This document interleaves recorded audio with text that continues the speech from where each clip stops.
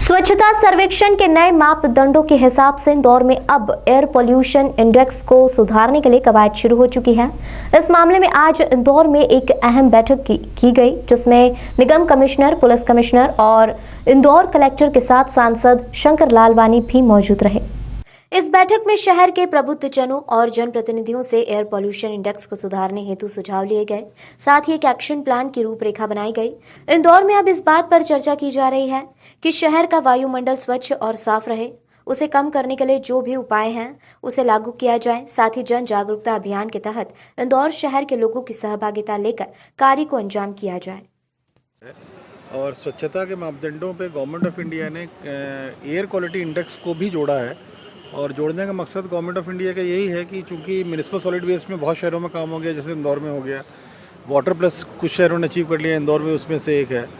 तो ज़मीन पानी शुद्ध होने के बाद हवा शुद्ध करने के लिए गवर्नमेंट ऑफ इंडिया ने एक इंट्रोड्यूस किया है इस साल से।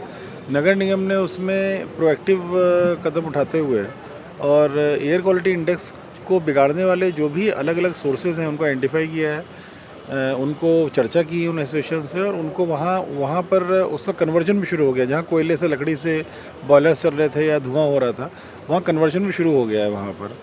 उसी क्रम में माननीय सांसद जी का ये विचार था कि चौराहों पे पॉल्यूशन बोर्ड से भी चर्चा की थी। उनका भी विचार था कि चौराहों पे जो गाड़ियाँ खड़ी होती हैं उसमें चूँकि लंबा समय खड़ा रहना पड़ता है पीक आवर्स में, अगर वहाँ पर उसमें बंद कर दिया है वाहन तो पॉल्यूशन एयर क्वालिटी इंडेक्स में फ़र्क पड़ेगा, पॉल्यूशन जो होगा वो रिड्यूस होगा। वो उसको लेके आज सामाजिक संगठनों की एनसीसी, एनएसएस, मीडिया साथी, एफएम चैनल्स और सभी लोगों को बुलाया गया था आज जो है।